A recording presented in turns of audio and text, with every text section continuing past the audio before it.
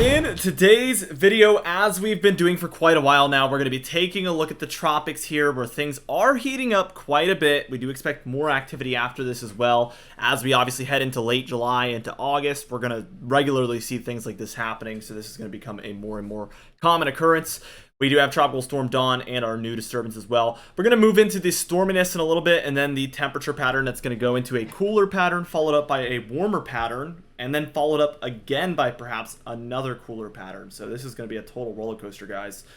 Before we get into things, be sure to check out Prestige Weather in the description and pinned comment down below. It's $5 a month, and you get weekly consulting calls from us personally, so one-on-one consulting calls for any weather concerns you have. And then we do early releases of our seasonal and monthly forecasts over there as well. And then we have some future plans for really big features over there that are going to add more value than it even has right now at all. So we're going to double or triple the value, in my opinion, of the entire service. So huge things coming up very soon. So be sure to check it out today. As we take a look, we can see that Tropical Storm Dawn currently sits at a 995 millibar low pressure center. Also 65 mile per hour winds. Very intense for a tropical storm, and actually increasing still towards hurricane status, so that cannot be completely ruled out. Very strong tropical storm here on the very upper end, and this one is intensified, I think, more than originally anticipated. We do see there is now a 60% chance, I think this is actually exactly what we saw yesterday, 60% chance of development there over the next 7 days, and then over the next 48 hours alone, we have a 40% chance. So somewhere around 50-50, and then we increase to above 50-50 for the total 7-day period. So we definitely anticipate the chance at tropical development coming up soon there in the southern Caribbean. We'll have to watch that very closely. As we take a look here at the cone forecast here for Tropical Storm Dawn, you can see this one is expected to continue northward, where waters will become less and less favorable over time, of course. 8 a.m. there on Sunday, tomorrow from the time I'm making this video, it will be a tropical storm still. Whereas by 8 p.m. on Sunday, so later that day, we're going to see this downgrade to a post-tropical storm. And then it's going to remain at that status until about Monday morning. And by Monday afternoon or Monday evening, it should be a post-tropical depression. So we should see a relative very quick, kind of rapid deceleration in that intensity. And this should actually go downhill as it heads northward, as you would expect with colder waters. As we take a look here at the model guidance, you can see that as we reach towards tomorrow here, today's video is coming out a little bit late, so we're not going to touch too much on tomorrow, today we're going to focus on tomorrow. But as you can see, we do have some storminess moving along this jet stream, and I want to focus in on the jet stream actually because we have a massive ridge in the west, a big trough in the east here. So if you follow these red lines, that is what our jet stream is doing. And what we're seeing is some tropical moisture latching onto this, and that's why we're seeing some storminess across the southeast as this all kind of rises up with that jet stream. We do see a couple of smaller storm systems diving in with the cooler air. So we are seeing some pockets of storminess for the northeast and north central United States. I want to see how long this continues for. It's those northern areas that are going to be a big focus for us. By the time we reach Monday, here afternoon, July 24th, we can see a little bit more coastal activity ongoing for New England, back through New York, Pennsylvania, New Jersey, Maryland, Virginia, North Carolina, down through South Carolina, Georgia, and even down into Florida. So really the East Coast in general, they're dealing with quite a bit of this storminess. That is now, again, rising up and kind of joining with that jet stream there and riding along it, which is a pretty darn typical just phenomena this time of year when you do have that jet stream. So as we keep going here towards the day on Tuesday here, the 25th, you can see that we do have some storms going on here for the northeast. We also see some up here for the upper Midwest. Here in the northwest as well, we have some spotty storms, but overall a little bit of a quieter day. Here's our daily emojis that are popping up. It's becoming a daily occurrence at least.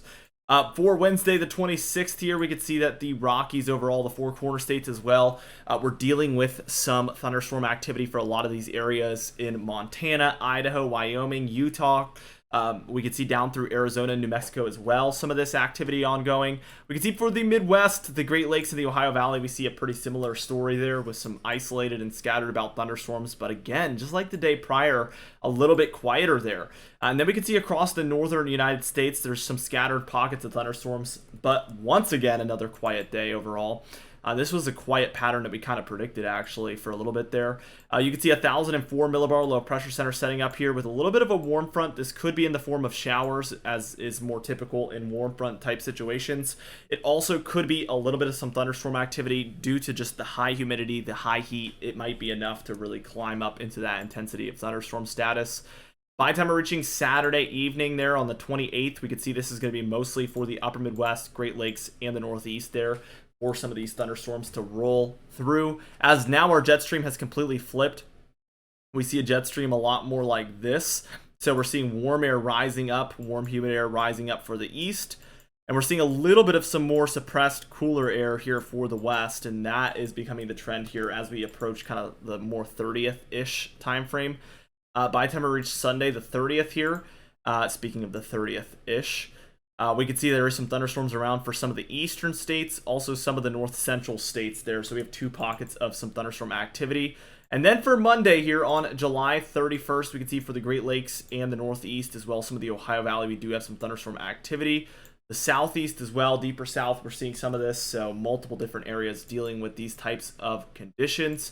For total precipitation here, as you can see, anywhere in the reds, we're dealing with above average precipitation. So I'm mostly watching this pocket where we're going to have pretty persistent storms moving across. This is an area I'm watching, and especially as we kind of draw it back towards this, where we're dealing with about 2 to 5 inches of precipitation over the next 10 days, which would be significantly above average, might I add. The yellow areas are going to be a lot closer to average or slightly above average, depending.